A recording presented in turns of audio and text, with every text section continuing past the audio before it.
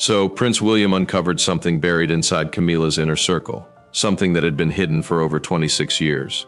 And the moment his team confirmed what Laura Lopes had quietly walked into, everyone inside Kensington Palace understood there was no version of this story that ended without consequences.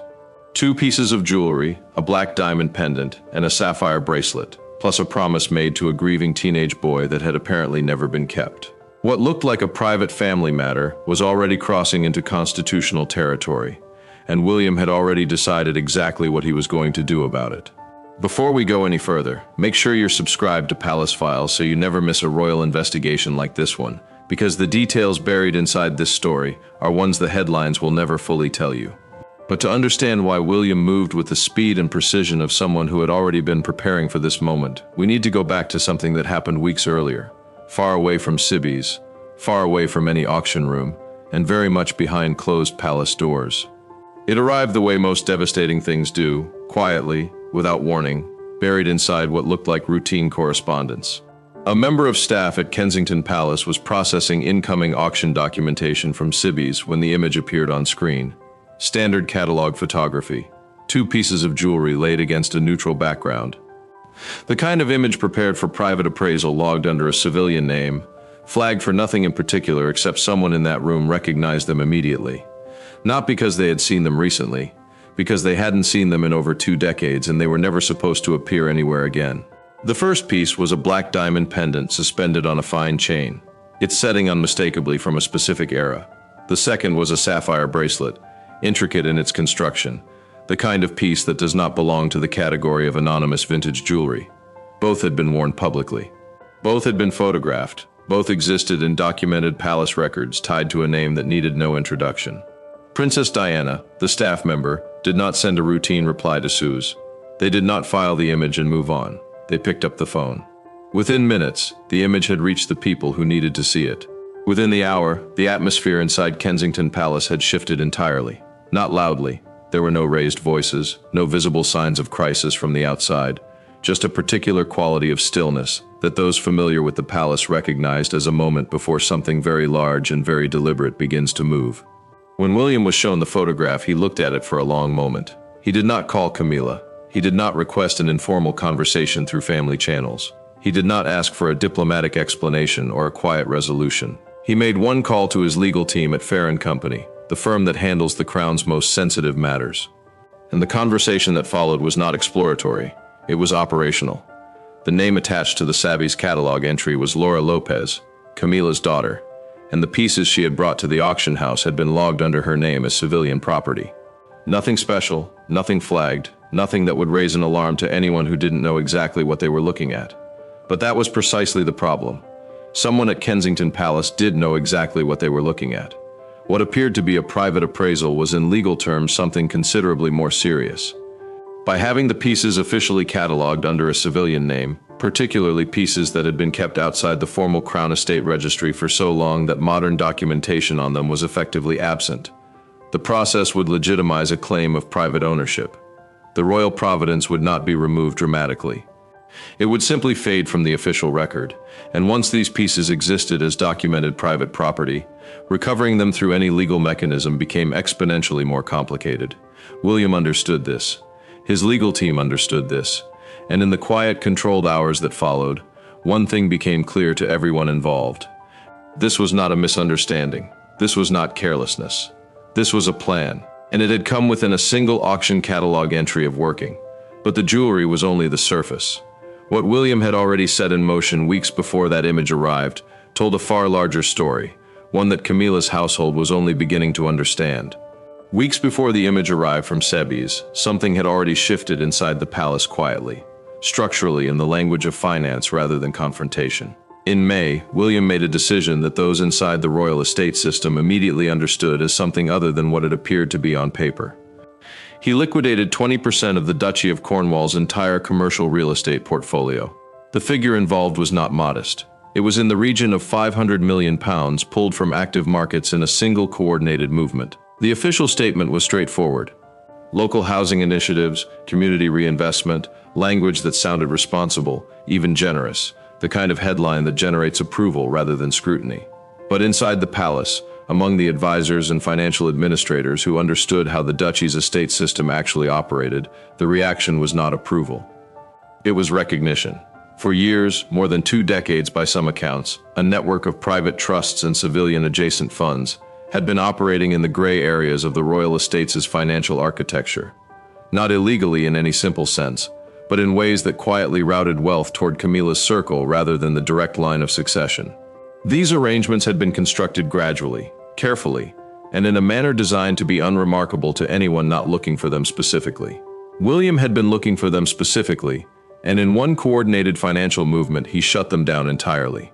No negotiation, no transition period, no private conversation offering a graceful exit. He simply pulled the funding, and the message embedded in the method was impossible to misread for anyone familiar with what those funds have been doing. His own advisors had warned him. They told him directly that the king's household and Camilla's team would interpret this as a deliberate attack, because that was precisely what it was. They told him it would cause serious disruption to relationships that the palace had spent years carefully managing. They told him the consequences would not remain contained to financial channels. William's response by all accounts was brief. The duchy resources existed to serve the people in the institution, not private interests operating in the margins of its estate. The decision had been made. There was no compromise offered because none had been intended. Inside Clarence House, the movement registered immediately. Financial advisors began making calls. Legal teams began reviewing the structural exposure.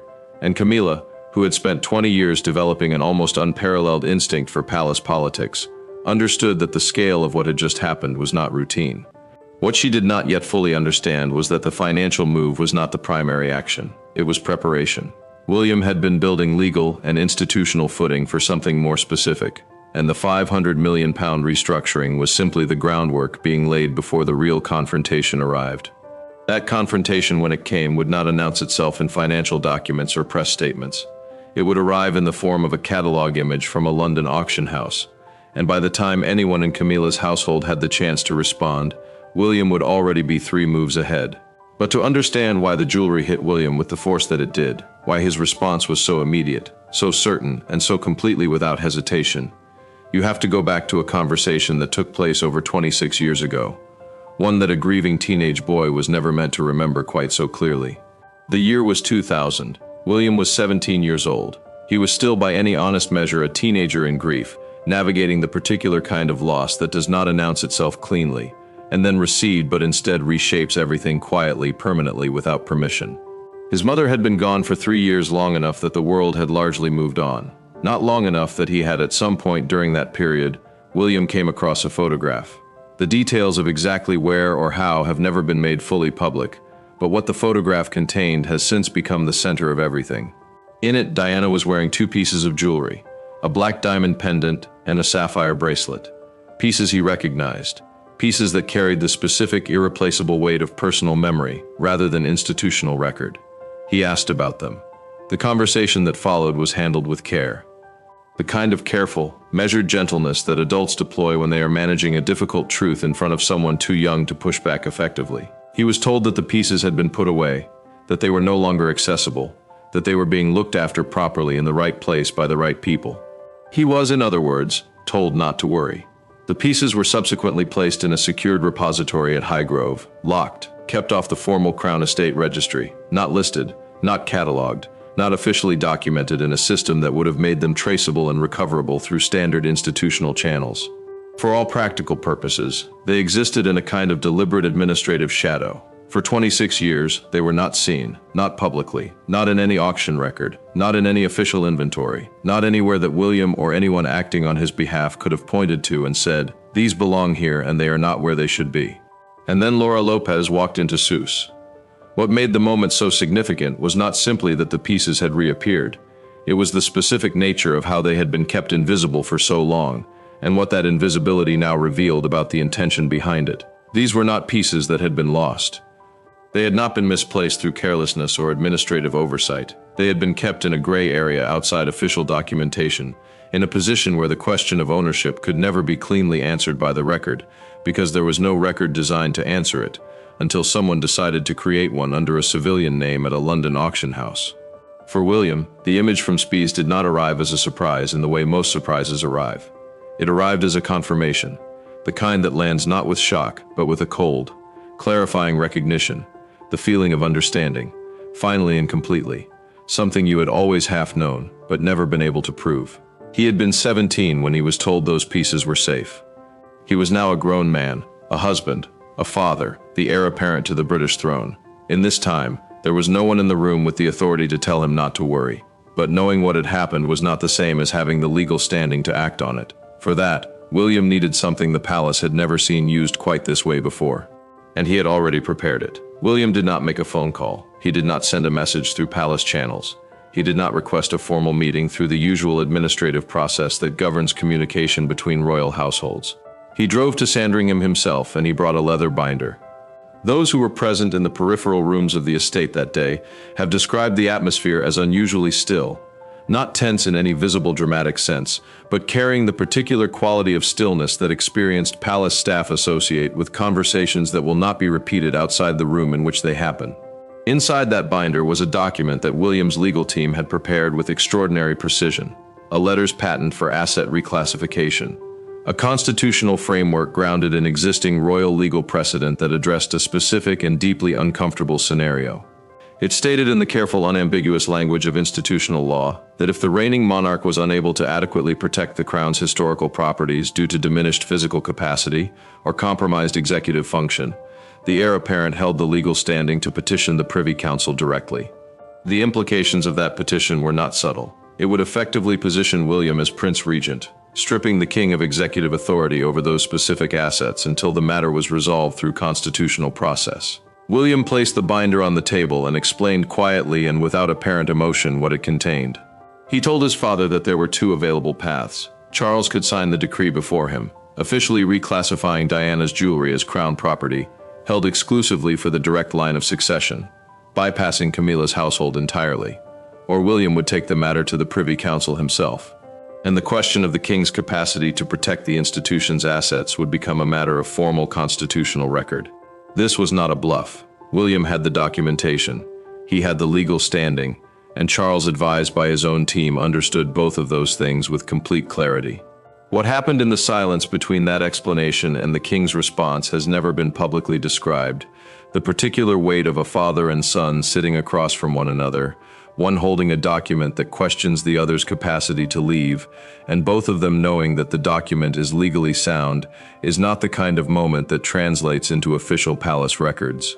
Charles signed one signature, and with it Diana's jewelry was formally reclassified as crown property, designated exclusively for the direct line of succession, entirely outside the reach of Camilla's household, or anyone connected to it. What is most significant about that moment is not the legal outcome, though the legal outcome was decisive. It is what the signing itself represented, a reigning monarch acknowledging through the act of that signature that his heir had both the standing and the willingness to remove power from him if he refused to act, that the institutional balance between them was no longer what it had formerly appeared to be. Charles walked out of that room still a king, but something had shifted permanently, and everyone who needed to know it knew it. The document was signed, but a signature, however consequential, is only the beginning of what the institution must then be made to do. And the machinery that William set in motion next moved faster than anyone in Camilla's household had anticipated. The king's signature dried, and within hours the palace ceased to be a family matter. What followed was not emotional. It was not dramatic in any visible sense. It was procedural. The kind of cold, coordinated institutional movement that the British legal system executes with a precision that has very little in common with the messy human conflicts that trigger it. William's legal team at Farah & Company had not been waiting for the signature to begin preparing. They had been preparing for considerably longer than that. The moment authorization was confirmed, the documents already drafted were filed. On the 23rd of May, a Morava injunction was submitted to the High Court. For those unfamiliar with the instrument, a Morava injunction is among the most aggressive financial tools available under British law. It does not negotiate. It does not issue warnings. It does not allow for the gradual unwinding of assets or the quiet movement of funds to safer ground. It freezes everything simultaneously, completely, and with the full enforcement authority of the court behind it. Every account associated with Laura Lopes, every investment portfolio, every trust fund connected to her name blocked. Alerts went out to Coutts, to Barclays, to every major financial institution that held anything under her name. The calls did not arrive as requests. They arrived as legal directives, and compliance was not optional. Laura's entire financial life stopped. She could not move money. She could not liquidate assets. She could not transfer, withdraw, or redirect anything. She was, in the language of the law, completely paralyzed, and she had no mechanism through which to immediately respond. At 5:30 in the morning on the 24th of May, before most of London had any reason to be awake, officers arrived at Laura Lopes's estate in Wiltshire. This was not a courtesy visit. This was a high court enforcement order accompanied by a ministerial-level search warrant, a document that carries a weight of institutional authority that cannot be deflected by social position, family connection, or any form of informal appeal. The search was conducted.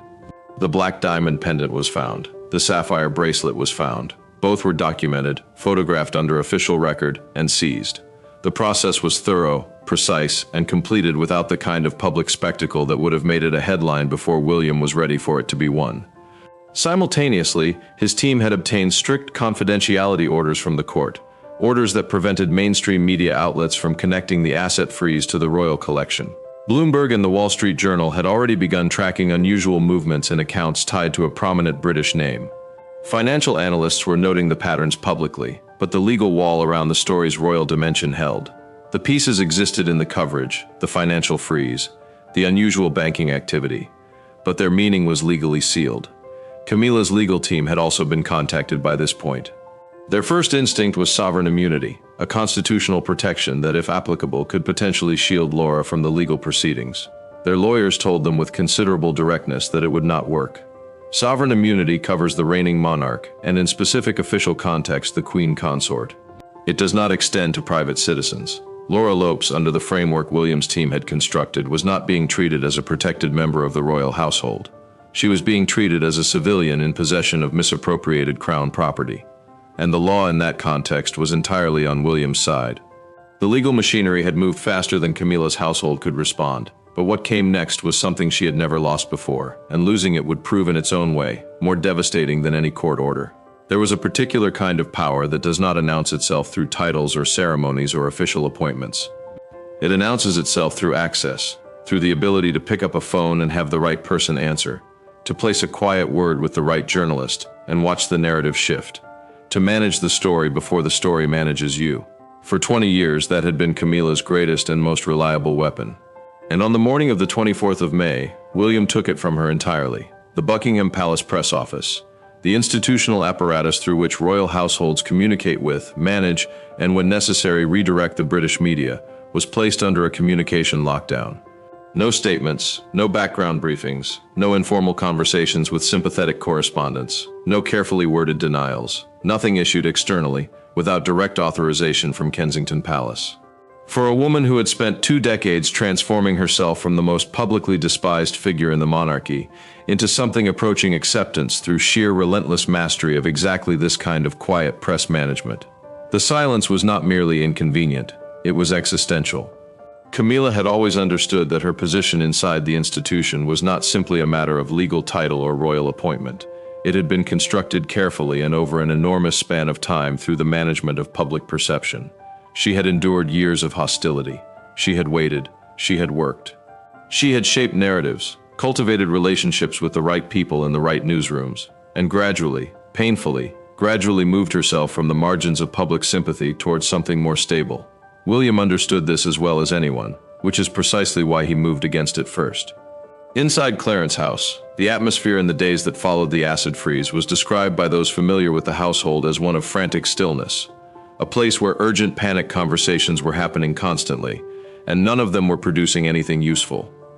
Legal advisors were cycling through options that kept arriving at the same dead ends. Press contacts were being reached who could not legally do anything with what they were being told. Every avenue that Camilla's team attempted to open had already been closed. Laura Lopes, for her part, signed the legal agreement that the High Court audit ultimately produced. She surrendered all claim to the 2 recovered pieces. In exchange, a portion of her frozen accounts was released, enough to cover administrative and legal cost, nothing more. She disappeared from the active news cycle, not dramatically, but completely in the way that people disappear when there was nothing left publicly to fight over. On the 14th of June, when the High Court audit formally concluded, William released a statement. His tone was measured, quiet, entirely without performance. He said that his mother's legacy was not a commodity to be bargained over or have its history obscured, that the boundary had been set.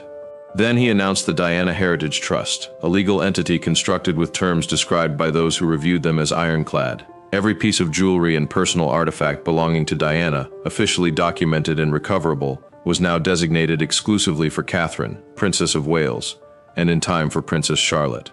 No other household, no other claimant, no pathway for access that did not run directly through the next generation of the direct line of succession. It was by any measure a complete and permanent dismantling of whatever influence Camilla's circle had quietly accumulated around Diana's legacy. But the audit had also found something else, something that changed the shape of everything that had just happened and made the recovered pieces feel suddenly like the smallest part of a much larger story. Because the two pieces William had recovered were not, as it turned out, the only ones missing. And what the audit revealed next stopped everyone in the room. The audit was supposed to close the matter. It did not close the matter. What the High Court review uncovered, contained within a classified file that subsequently leaked from the Ministry of Justice, was information that reframed everything that had happened in the preceding weeks. Not as a conclusion, but as a surface. The two pieces recovered from Laura Lopes's wheelchair estate were not the full extent of what was missing from the Highgrove repository. They were in fact the only two pieces that had not already been moved. The repository had contained 14 documented artifacts in total. William's team had recovered 2. 12 remained unaccounted for. They were not simply missing in the administrative sense, misplaced, overlooked, awaiting proper cataloging. The forensic paper trail that the audit produced told a different story entirely. The 12 pieces had been moved with deliberate coordination, transferred through channels designed to obscure their origin and destination, and were now held inside an anonymous private holding company registered in the state of Delaware. Delaware, not London, not anywhere within reach of the British legal system that had just moved so swiftly and so decisively to recover the two pieces at Sabes. Whoever had structured this had understood with considerable sophistication exactly where the boundaries of British legal jurisdiction ended. The choice of Delaware was not accidental. It was architectural. These pieces had been placed somewhere that a high court injunction could not touch, that a ministerial search warrant could not reach, and that Far Company, for all their institutional authority, had no straightforward mechanism to recover them from. The leaked file contained one additional detail that stopped people cold when they read it. The forensic trail carried a code name for whoever sat at the center of the larger operation. It was referred to in the document's careful language as the Monarchy connection. For anyone familiar with the geography of the royal family's recent history, that word required no further explanation. Monarchy is a place.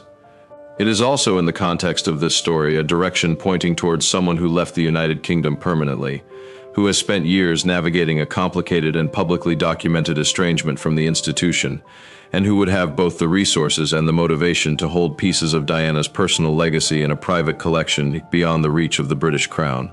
Someone, in other words, with everything to gain from leverage and nothing left to lose by holding it. For William, the personal weight of this revelation existed on a level that no legal document could fully capture. He had fought to recover his mother's jewelry. He had cornered his father in a room at Sandringham. He had mobilized the full force of the Crown's legal architecture. He had won completely institutionally, decisively, and he had recovered 2 pieces out of 14. The Diana Heritage Trust protected everything that remained within reach. Its terms were ironclad, its designation permanent, its legal construction designed to ensure that no one outside the direct line of succession could ever access what it contained. It was in every sense the right response to what had happened.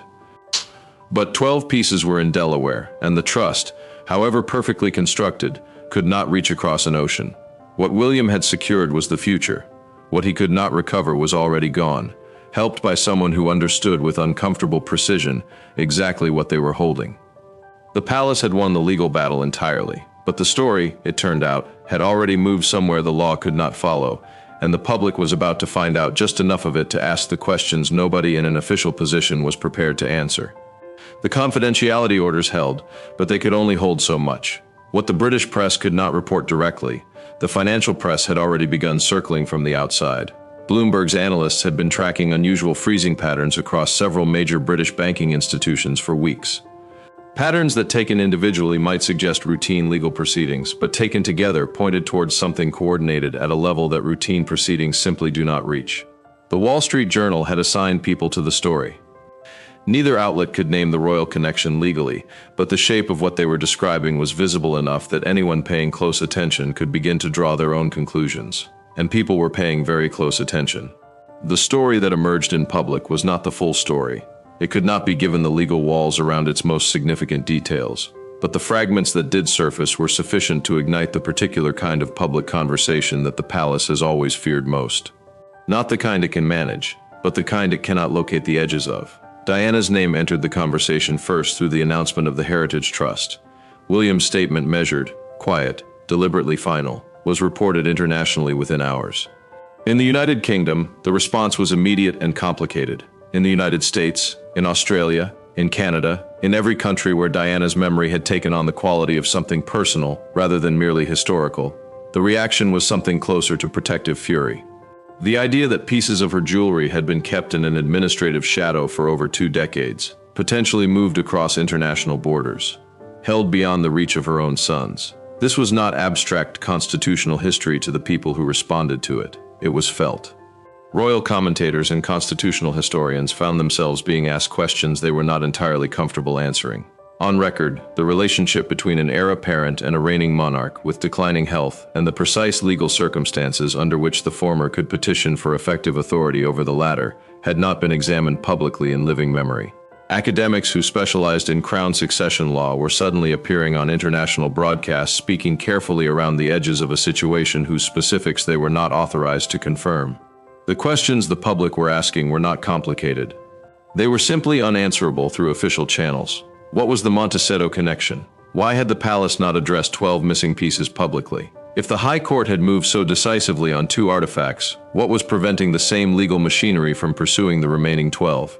And the question that sat beneath all the others, unspoken but unmistakable, who had been coordinating this from outside the country, and for how long? Clarence House issued nothing. Kensington Palace's statement remained exactly what William had made it, a single deliberate paragraph about legacy and boundaries, designed to be final rather than to invite dialogue. The palace's silence was not accidental. It was the only remaining instrument of control available to an institution that had in every other respect already said everything it intended to say through the legal system. But silence in the era of international media and financial journalism is not the same as containment. It is simply the palace's preferred way of confirming that the conversation has gone somewhere it cannot follow. And then William did something that required no words at all, because the message he delivered next was never meant to be spoken. There are moments inside the British monarchy that are not designed to be understood by everyone. They are designed to be understood by exactly the right people and to be understood by them completely without a single word being spoken aloud. Several weeks after the High Court audit concluded, William and Catherine appeared together at a formal royal engagement.